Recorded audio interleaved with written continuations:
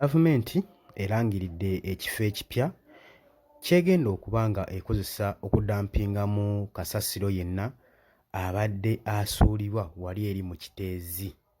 Kwanirizaako ggwe mukwano gwange ali eyo yonna yonna gy'osinza okuba ng'otuwuliriza kutegeeza nti nno okola ky'amaanyi nnyo. Baganda bange abali e Bulaaya nammwe mbalamusizzaako nnyo. Mwebale mulimu gw'amaanyi gwe mukola ogw'obutaweera ogwekookomera ku Yugi Updates TV ne musubscribinga ne mulayikinga ne musharinga. Mbaagala nnyo mikwano gyange. Mwebale kwekuumira ku Yugi Updates TV. Meeting eyatudde olunaku olw'eggulo eyabadde yakyeyalingiddwa ne First Deputy Prime Minister Rebecca Kadaga. Meeting eno yakuliddwamu Rebecca alitwala Kadaga ku ofiisi ya Prime Minister ku lunaku olwokusatu. Eno yeetabwamu ba leaders abakulembeze aba Kampala Capital City Authority KCCA wamu ne Greater Kampala Metropolitan Area. Gwe mukwano gwange mpuliriza. Meeting eno eyatuula okusalwawo basobole okuba nga basalawo ekifo garbages kasasiro w'anaabeera nga atwalibwa. Mu lutuula luno baasazeewo nti traka zonna ezibadde ziyiwa kasasiro waazo mu kiteezi bazikyusizza zitunuze obwanga. Byonna bitraka ebibadde biyiwa mu kiteezi basazeewo bikyuse obwanga basobole okuba nga babutunuza mu kifo ekirala. Kibaasazeewo nga nga KCCA wamu ne Office of Prime Minister eyakuliddwamu Rebecca alitwala Kadaga.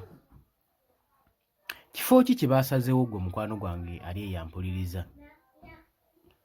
Baagambye okusinziira mu meeting nti kati bitraka byonna ebibadde biyiwa mu kiteezi bitandike okuba nga biyiwa mu disitulikiti y'e Mukono ssaako ne Nansana municipality. Gavumenti yasazeewo n'erangirira nti Katikkolo ekiri mu Mukono disitulikiti wamu ne Menvu ekiri mu Busukuma Nansana municipality byebifo ebipuleesinze bibataddewo ebigenda okuba nga biripuleesinga kiteezi. Kitegeeza garbage site ebadde mu kiteezi ekyusiddwa ezziddwa mu Mukono disitulikiti wamu ne mu Nansana municipality. Gwe mukwano gwange ali eyampuliriza. Kati mu kino kiba kitegeeza nti bitraka byonna ebibadde biyiwa kasasiro mu kiteezi bigenda kuba nga bikyusa obwanga. Kitegeeza nti agenda kuba nga ayiibwa mu kiteezi. Gwe mukwano gwange ali eyampuliriza. Bino statement zaasaliddwawo ne gavumenti olunaku olw'eggulo bwe babadde mu meeting wamu ne KCCA. Gwe mukwano gwange ali eyo ampuliriza. Buli kasasiro yenna abadde ayiibwa mu kiteezi agenda kuba nga ayiibwa mu Mukono ssaako ne mu Nansana municipality. Gwe mukwano gwange yeekumira ku Yugi Updates TV. Kutegeeza gwe atanaakuba nga osubscribinga toweerabira kusubscribinga. Gwe mukwano gwange ali eyo kusubscribinga nsonga y'amaanyi, sharinga, commentinga. Kaakati eno nno enkulaakulana oba enkyukakyuka ezzeewo oluvannyuma lw'olusozi olubadde lumaze okwetondawo olwa kasasiro mu kiteezi dumping site. Ng'ennaku z'omwezi 10 mu mwezi guno gwe tulimu ogwa August tujjukira nti nno kiteezi dumping site yakolapusinga. nesobola okuba ng'etta abantu abawerako 35 ate abo be baasobola okuba nga balabibwako.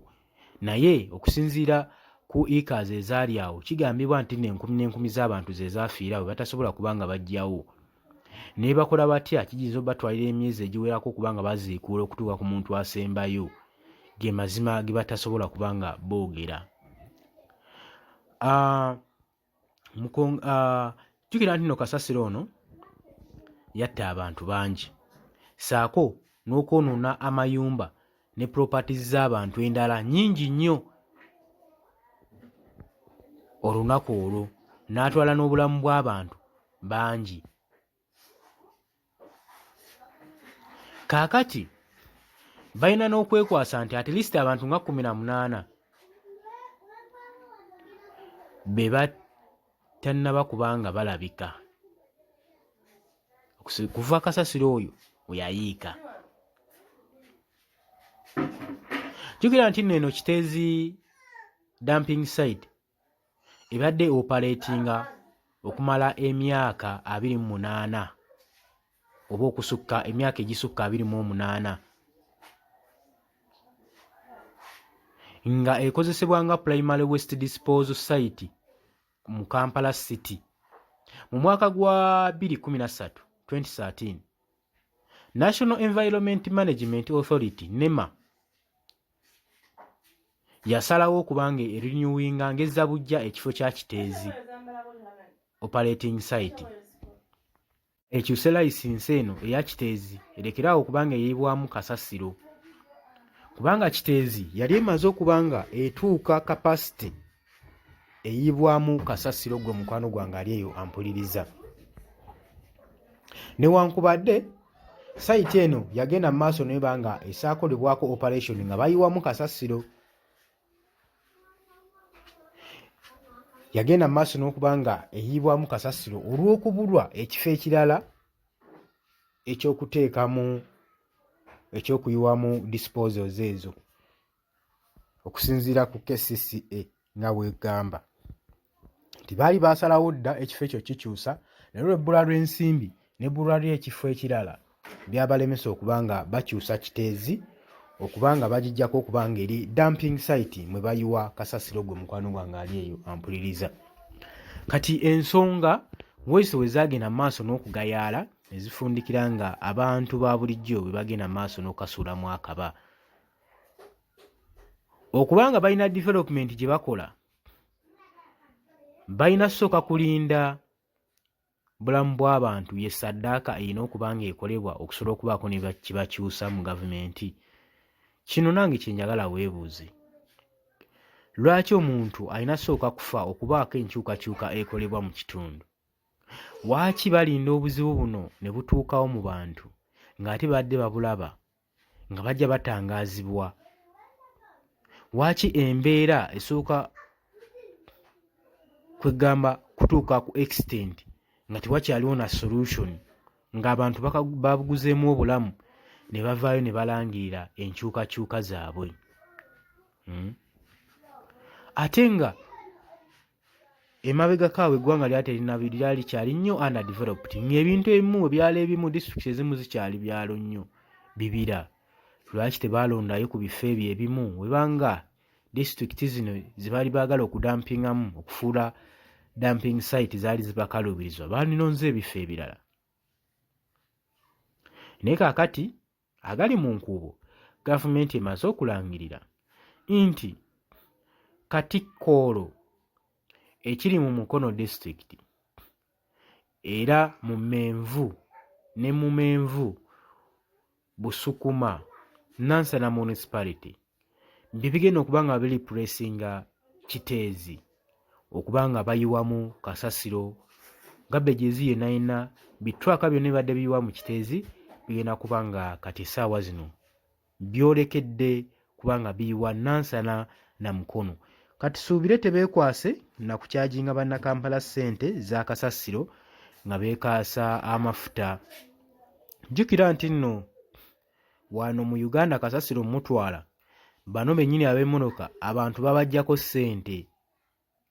Kyokka olwedde ssente ze musasula mwaba bazimba ennyumba ez'obusuulu babakuŋŋaanyako obusulu waliwo ze basasula buli mwaka kasasiro oyo zibabirwako n'omusolo naye ate tekibagaana kubaggyako ssente okutwala kasasiro. Kati olaba kasasiro abadde alemera mu kibuga nga bayiwaawo mu kiteezi, abadde afulaadinga mu kibuga nga bayiwaawo mu kiteezi, kati olwo Nansana ssaako n'emukono tebagenda tandika kkaaba nsonga z'amafuta kansuubire. Kutegeeza gwe atandika kuba nga osubscribinga, genda maaso n'okusubscribinga muganda wange, ensonga wezi tozirabise.